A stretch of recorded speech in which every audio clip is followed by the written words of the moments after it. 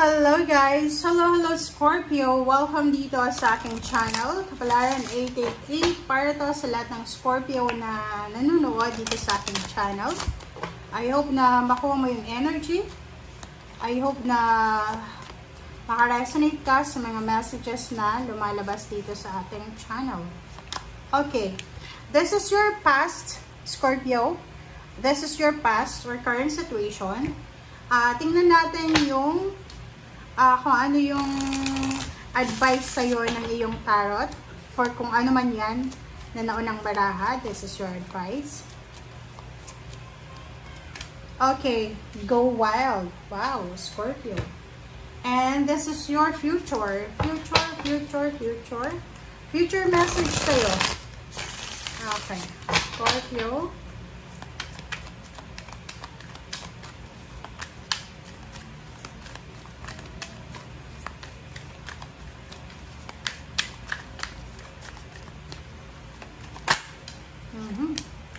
Wow, Prince of Autumn. Okay. Scorpio, dito tayo sa past mo. Yung past mo dito is number 9, number 18. Say what you mean. Yung parang sa past mo, kung ano yung nararamdaman mo, sinasabi mo talaga. Yung past mo ay parang like wala ka namang masyadong problema na like yung iba na kinikimkim kung ano lang yung nararamdaman. No, ikaw, sinasabi mo kung ano yung mga gusto mong sabihin. But the problem is, nasasabi mo kung ano yung gusto mong sabihin, pero wala namang nakikinig sa'yo. For example, dyan is yung kung may boyfriend, girlfriend, may asawa, may live-in partner, sa parents, sa siblings. Marami kang sinasabi sa kanila, pero walang nakikinig sa'yo. Walang, kumbaga, lumalabas lang, pumapasok sa isang tainga, lumalabas sa kabila. Parang ganon. And yung current situation mo dito, sinasabi na full moon in Leo, go wild. So, halimbawa lang, meron sa'yo sa past mo na nag-advise na, uy, Scorpio, pwede kang mag-apply ng trabaho dito sa company na to, sa bansang ito, bakit hindi mo i-try yung ganito, ganyan. Siguro maraming pumapasok sa isip mo dati na pwedeng nagbibigay sa'yo ng idea, but hindi mo ginagawa because marami kang marami kang mga obligations and duties and responsibilities, or maybe hindi ka pa ready. But now, sinasabi ng baraha sa'yo, sa kasalukuyan to, handang-handa ka na. And sinasabi ng barahang to na kaya mong gawin, 'di ba? Kaya mong gawin, kaya mong mag-suffer, kaya mong ma-overcome lahat ng obstacles na pwedeng. Parang sinasabi mo sa universe ngayon na bring it on, universe. Kayang-kaya mo na. Okay?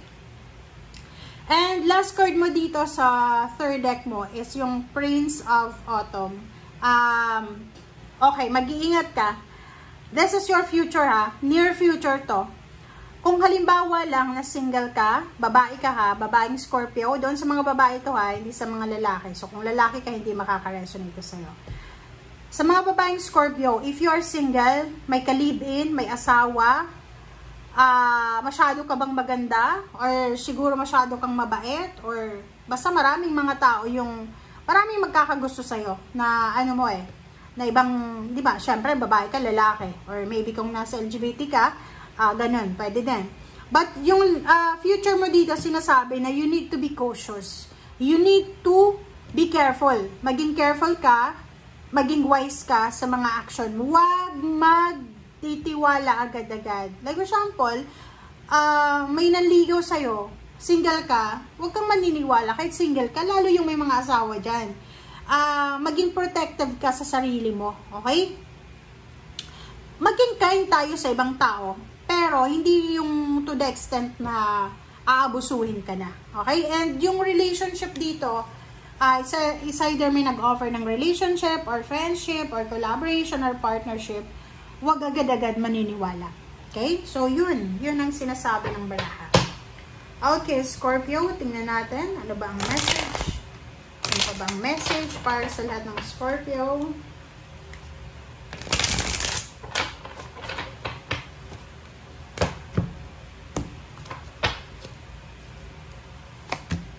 Okay. Wow, celebration. 3 of Wands.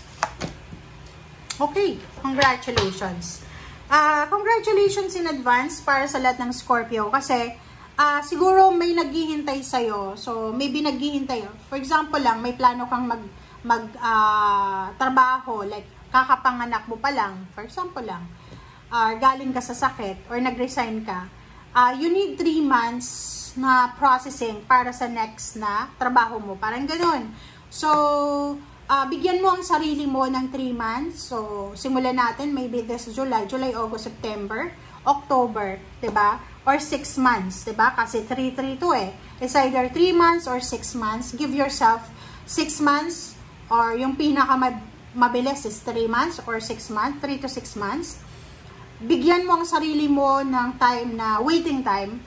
Kasi sinasabi ng barahan na after that months na maybe 3 or 6 months, posibleng meron kang ma-achieve. There's a celebration, there's new baby coming, diba? Or maybe there's, yun nga, may celebration, may rason para mag-celebrate, may fulfillment of your wishes, diba? Yung parang sinasabi sa'yo na, siguro buntis ka ngayon, and in 6 months manganganak ka na, or in 3 months manganganak ka na, parang ganun. Or maybe nagpapatayo ka ng bahay, nagsisave ka ng pera para sa pagpapatayo ng bahay, or pagbili ng sasakyan, or anything. Or pwedeng pupunta ka ng ibang bansa. Sinasabi ng bara sa'yo na you need to wait, okay? Huwag masyadong mabilis, yun din dito eh, diba? Kasi, yung ending nito is happiness eh. Celebration and happiness. So, hindi ka dapat nagmamadali. Okay?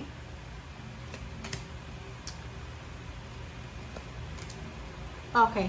So, nakikita ko dito yung purpose mo. Meron ditong Scorpio na sobra-sobra siyang magiging, hindi sa materialistic ha, pero ang Scorpio na to ay sobrang magiging kuripot siya. Okay? Sinasabi ng bara sa'yo dito na simula ngayon, after mong makinig dito sa barahang to or sa reading na to, magkakaroon ka ng idea na kailangan mong mag-ipon ng pera. So, kailangan mong maging kuripot, kailangan mong maging matalino sa pagmamanage ng pera. Kailangan mo rin na yung parang security, financial security para sa sarili mo.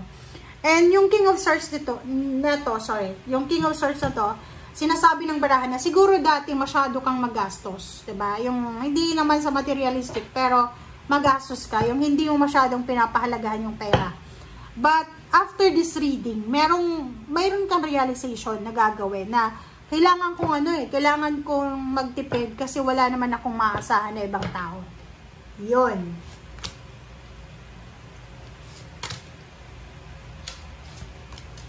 Okay.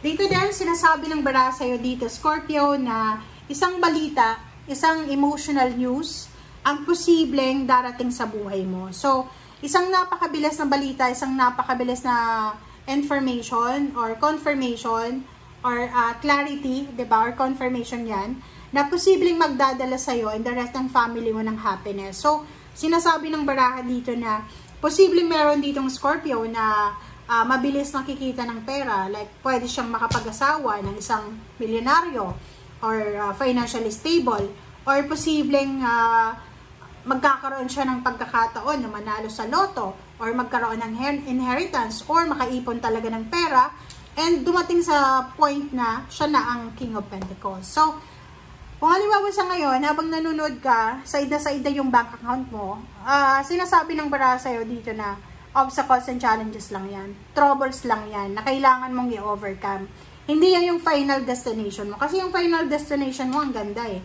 Sinasabi na maraming good news ang posibleng darating sa'yo and the rest ng family mo na pwedeng magdala sa inyo ng pera. So, yun. Like, ikaw, nakapag-desisyon ka na maging business person or maging business-minded, sinasabi sa'yo dito ng baraha na eto na siya. Diba? 10 of Cups. Sinasabi na maraming rason para maging masaya kayo. Hindi lang pera ang magiging rason kung bakit kayo magiging masaya, kundi relationship din.